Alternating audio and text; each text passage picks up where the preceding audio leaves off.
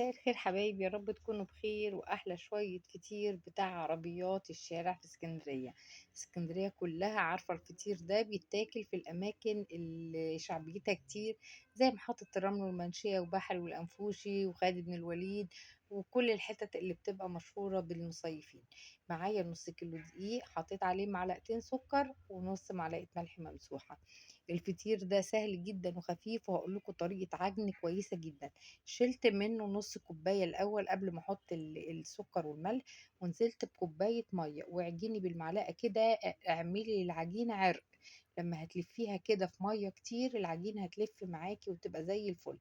بعد كده انزلي بنص الكوباية شوية بشوية لحد ما العجينة تلم معاكي كده، حولتي المعلقة العجان. هعين بقى المعلقة والم بقية العجينة بيه. الكوباية الدقيق بتاخد بالظبط 3 كوبايات ونص، اللي هما نص كيلو، حسب بقى ما بتعايريه بأي كوباية عندك. بعد ما اتعجنت ولقيتها ناعمت كده، ما تعجناش كتير لأنك انت اديت العرق خلاص في الأول بالمعلقة، يا دوبك بتلميها بس. حطيت عليها رشة زيت ودهنت الطبق زيت، وهغطيها وأسيبها ساعة في الشتا ده. في الصيف نص ساعة كويس. غطيها بكيس وفوق الكيس فوطة، والكيس مهم جدا في عمايل أي نوع فطير. هدهنه دهن الزيت وهبدأ أعمله كور على قد ما أنا عايزة، تقريبا هيطلعوا 15 ل 17 فطيرة يعني، لأني أنا مش عاملاه كبير قوي. خلاص هحطه كده دهن زيت وهرصهم كلهم جنب بعض، وهغطيهم تاني بكيس وفوق الكيس فوطة، وأسيبهم كده لمدة كمان نص ساعة على الأقل. شوفوا العجينة، المهم تستخدمي هنا كمان دي لجميع الأغراض. جبت شوية زيت وهحط عليهم عشان اعمل بديل للسمنة وبديل للزبدة، معلقة نشا، وهقلبهم كده مع بعض. ليه؟ يعني هيدي قوام تقيل شوية للزيت، وفي نفس الوقت هيقرمش الفطيرة وما يخليهاش مشددة من الزيت. بس كده ركنتهم، وبعديها عينت الطبق بقى وجبت اي رخامة او مفرش اشتغلي عليه، وحطيت عليه معلقة زيت. في الاول لازم تدهنيه كويس علشان الفطيرة تبقى كده معاكي كويسة. خلاص بس كده. وهتبدأي تاخدي واحدة واحدة. شايفين الفطير مريح على طول ازاي وطري مع بعضه. هبدأ افرده، ادي ايدي بقى دهن الزيت، وهبدأ افرد. شوفوا طريقة الفرد سهلة جدا، ولا نشابة ولا اي حاجة. بدل عملتي العجينة عرق قوي، العجينة استحالة تقطع منك. شايفين انا بفردها ازاي؟ ولا بتقطع ولا اي حاجة. يعني لو عملتي فطير مشلتت بالطريقة دي وبالعجينة دي هتنبهري من النتيجة. بس طبعا حطي معلقة، حطي زبدة بقى وحطي سمنة. خلاص، وممكن برضو زيت، بس يعني يفضل تحطي فيه سمنة عشان ما يبقاش ناشف. وطبقيه كده زي الظرف شمال ويمين. ودهنته طبعا من الدهنة اللي انا عاملاها دي دهنة خفيفة قوي، عشان انا عايزاه فطير خفيف جدا، يعني يبقى صحي وخفيف، والزيت كمان ما يبقاش يحرق في المعدة يعني. شايفين بيفرد ازاي بطريقة سهلة قوي.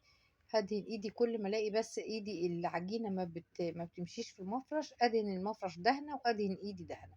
ولا استحالة العجينة تقطع منك ولا اي حاجة مهما رقت منك. شوفي رقيقة والمفرش باين.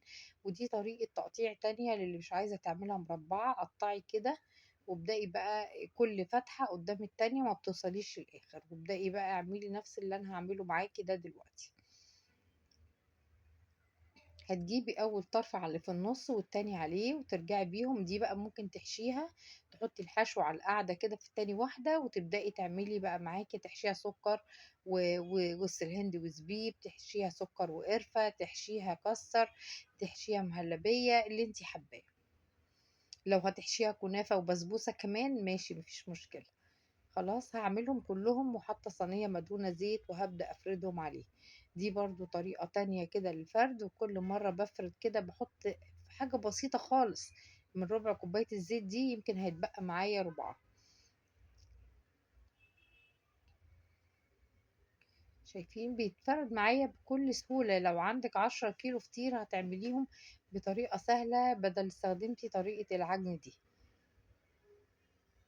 دي طريقة تانية للتشكيل. تقطعي الفطيرة كده من النص بس ما توصليش للآخر، وتتني ادي طبق 2 3 4، وتروحي بيها على الناحية التانية وتعمليها برضو 4 طبقات 5 طبقات حسب ما انتي عايزة.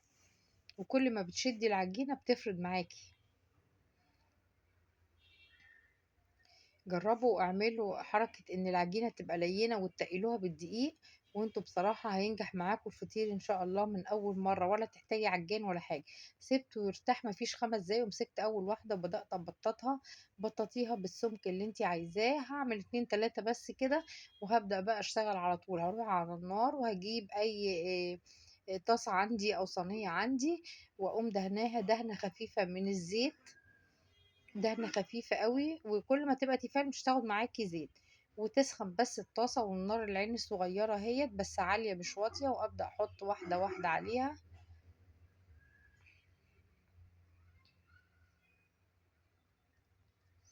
وهقلبها شمال ويمين.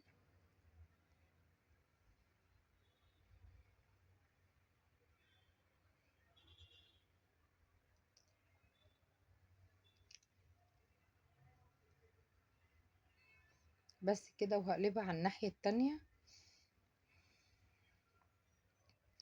أول ما تتشمع وأحس إن الدقيق اتحول يعني دخل في السوا، أقلب من ناحية للناحية وأدهن بالفرشة. هتطلع معاكي كده الفطير الرقيق ده اللي بيترش عليه سكر وبيتلف. هخلص بقى هحطهم كلهم، واللي هطلعه احطه على بعضه واغطيه حلو. يفضل تغطي فوطة فوق الفوطة كيس عشان يطرى معاكي. وانا كمان عاملاه بالزيت، وكمية زيت قليلة جدا، ومش عايزاه يتعرض للسقعة دي علشان ما ينشفش.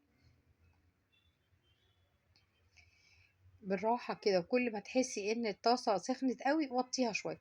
ودي كمية الفطير اللي طلعت معايا من 3 كوبايات. دي كمية ما شاء الله سهلة جدا وكتيرة، وتوفر معاكي كتير. وشوفي رقيق ازاي، وتفتحيه كده طبقات عادي خالص.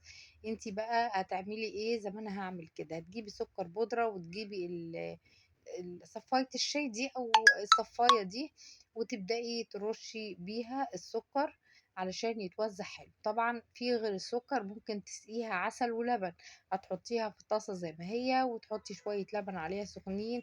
هتتشربهم، وتحطي عليها شوية سكر بودرة، ويبقى عندك فطير بالسكر والعسل واللبن في منتهى الجمال. ممكن تحشيها نوتيلا، ممكن تحشيها مربى، ممكن تحشيها جبنة. يعني اللي عايزة تحشيه احشيه.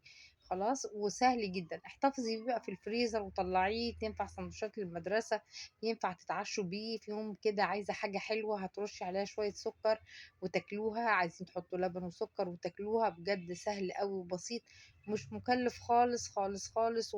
يعني بنص كيلو دي عملنا الكمية دي، وربع كوباية زيت عملنا الكمية الكبيرة دي. شوفي انت هتجيبي الواحدة من على العربية بره بكام.